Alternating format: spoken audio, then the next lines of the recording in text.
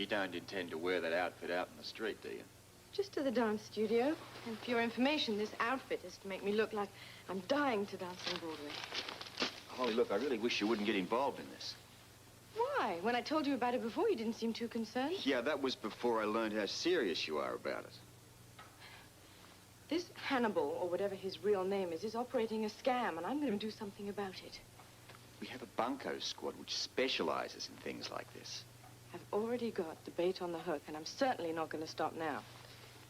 I'm not going to be late either, not when I'm supposed to think stardom is just around the corner. Holly, be careful. Of course.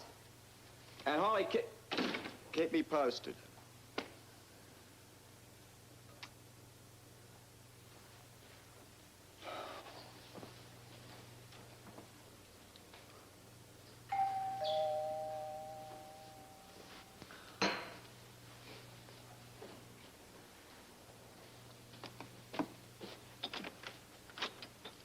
Hello, Commissioner Scorpio. Mr. Jackson, what can I do for you? I'll come right to the point, Commissioner. Thank you. What is it? The real Grant Putnam is alive. Alive, well, and at this moment in New York City. The real Grant Putnam was left for dead. It was some time before he was found. It's one of the guy was still alive. He was worse off mentally than physically. All those years. He was mute and subject to periods of total withdrawal. You said he was mute. That obviously doesn't apply now. What's triggered the recovery? Well, from what we've learned, he read a story about Chernin being exposed as a DVX spy. And the shock triggered a complete recovery of his memory. It's unbelievable. What about fingerprints? I mean, you've checked, of course. Twice, and with the expected results. In other words, a typically thorough DVX job. They exchanged the actual Grant Putnam's prints in the FBI files with the man that we know as Putnam. You know, it might be a whole lot easier, Robert, if you started to think of him as Andre Chernin. That's going to take some doing. Better get used to it. I saw the real Grant Putnam for myself. I was with him yesterday, along with his attorney, Mr. Armistead. There's no doubt in your mind? Not a shred of doubt. That was a Port Charles accent. No, I'm from England originally. I have an aunt who lives out here. She invited me to stay. I knew it was my big chance. Your chance for a career. Ever since I was a child, I've always dreamed about being in a Broadway show. So when she invited me out here, I just got all my life savings out of the bank and I came right out here. Musicals in England, didn't you think of trying out there? Oh, you know as well as I do. London's West End just isn't the same as Broadway. Most of the musicals are second runs of Broadway shows. I want the real thing. I want Broadway. You really have the bug, Miss McTavish. I'm afraid it's incurable. But there's no cure invented yet. Except to give in to it, which I'm pleased to say you're doing by taking this first step. You know, I have a confession to make. May I? I'm all yours, dear girl. You're the first person who's really encouraged me in this. My parents thought I was flighty. They thought I was dreaming my life away. Nonsense. Broadway's a reality. Why shouldn't you have a crack at it? Just hearing you say Broadway makes me feel something. I know just what you mean. Once it's really in your blood, like it's in mine, there's nothing else like it. Right. I was so surprised to find someone like you right here in Port Charles. Well, there's a reason for that. Yes, I'm sure there is. See, on Broadway, I see the same old faces, one audition after the other. Roland, that's Roland Gilbert. Roland and I both agree that every once in a while one has to get out to where the real people are. Find a fresh, young, exciting new talent. You know Roland Gilbert, the choreographer? The Roland Gilbert? My dear girl, we go way back. In fact, the chief reason that I'm here is to find fresh new faces for his new Broadway production. Really? It's going to be a smash. It's called the Hopscotch Girls, and Roland and I decided we needed new girls. New faces. New and exciting girls who can really dance. That's wonderful. That's why I'm here. Well, then, if you're ready, let's see what you can do. Did you prepare anything? Yes, I prepared something. I'll have some music. All right. Don't be nervous.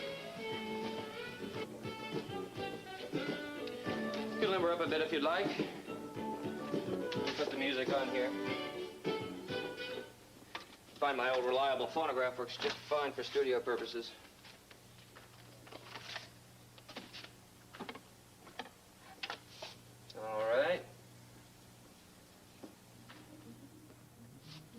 Whenever you're ready.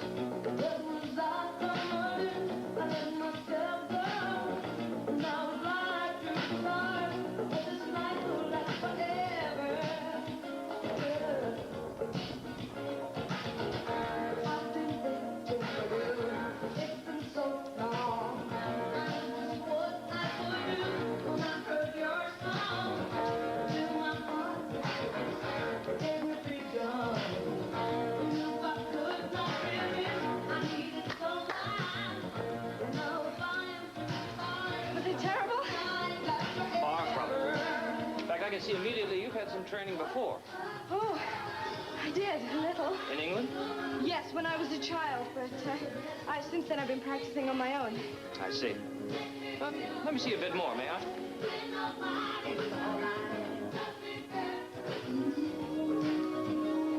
Continue. Continue, please. Continue.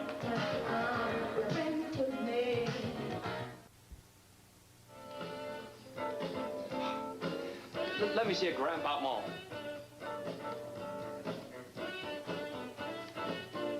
Other side. And a port de bras.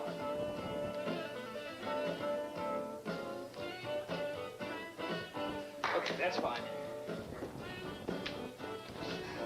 I'm sorry, I should have done much better. True. But nevertheless, you do have talent. I do? I've been in the business long enough to know it when I see it.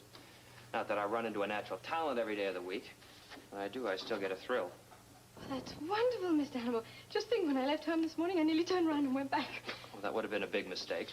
Does this mean you'll recommend me to Roland Gilbert? Hold on. You're way ahead of me, Miss McTavish. But you did say I have talent.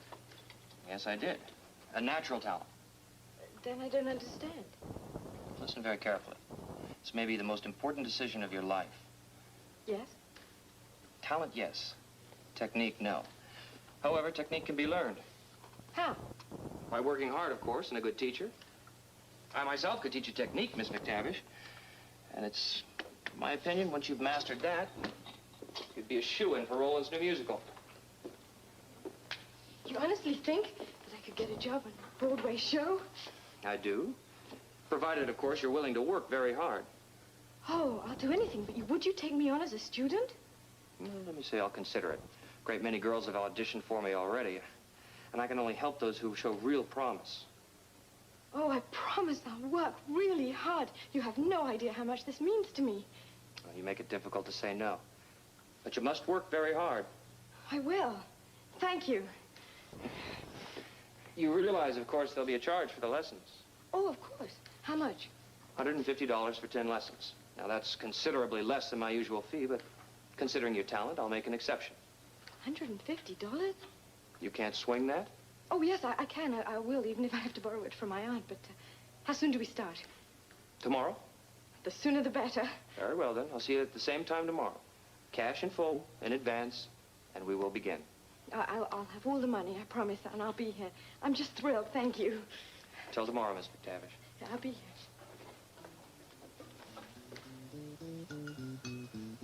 Well, you realize that this news is going to be devastating to Grant. You mean to Andre Chernin? Whatever. It's terrible news for him, not to mention his wife as well. We have no choice. The real Grant Putnam is very much alive in Manhattan. All right.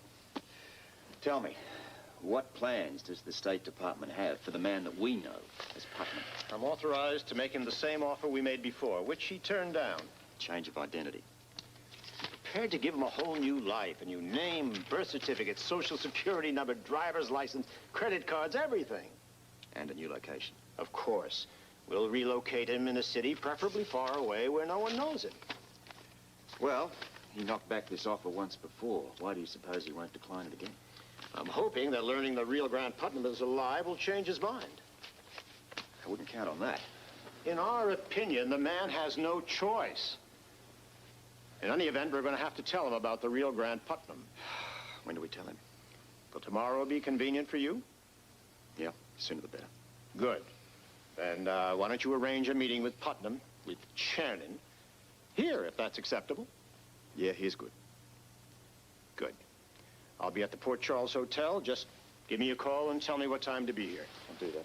Excuse me, but do you mind my making an observation? Go ahead.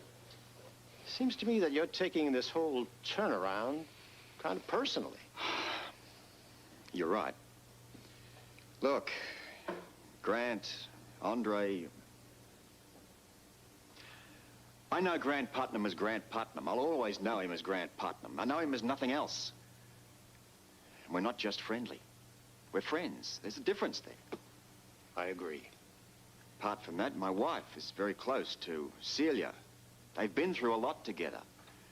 It means a lot for her to have Celia in Port Charles. Look, I'll talk to Chernin myself. If you want an out... No.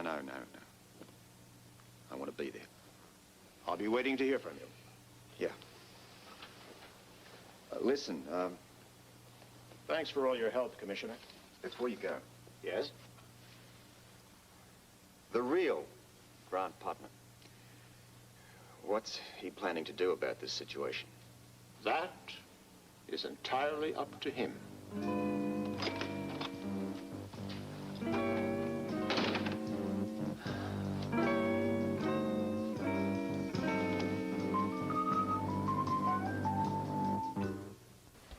Robert, I'm so glad you're here. I was right. You often are, love. About what? Hannibal, I swear it's a scam. He wants to start teaching me tomorrow. And get this, he guarantees a Broadway audition with Roland Gilbert, the creme de la creme of choreographers, for a new show called The Hopscotch Girl. Really? Naturally, it's a bargain. $150 for 10 classes. Cash in advance, of course. Of course. He made me dance for him, and I swear, he hardly gave a darn. What's wrong? I had a visit from the State Department. And? The real Grant Putnam is still alive. Oh, no. Alive and in New York City. Well, what does that mean? I wish I knew, love. The State Department want to give Grant a whole new identity. Tomorrow we want to tell him about the real Grant Putnam. A new identity. What exactly does that mean? Oh, it'll be a whole new life for him. New background, new ID, new location. He has to move from Port Charles? That's what the State Department want to suggest. But he turned that down already when he defected. That was before we knew the real Grant Putnam was alive. Where did they find him?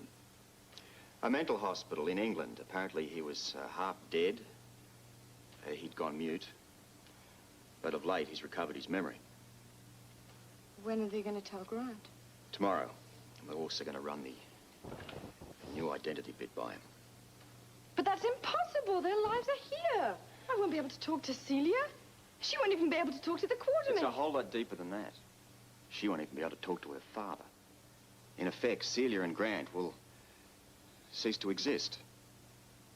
And yet they're alive. It's like sending them to prison. There's another side to this. Once news of the real Grant Putnam gets out, the publicity is going to be real ugly.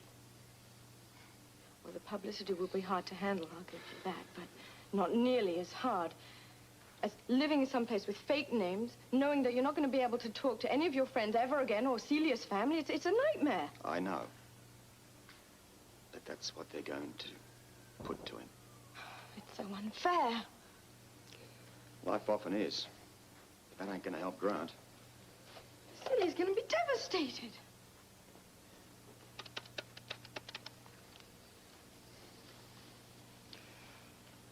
This is Commissioner Scorpio. Is Grant Putnam there? It's imperative that I reach him. Yeah, all right. When he comes in, tell him to call me, will you? He's got the number. And tell him it's urgent. I'll wait for the call. said you're going to tell him tomorrow? Yeah. And it's going to be tough. Very, very tough.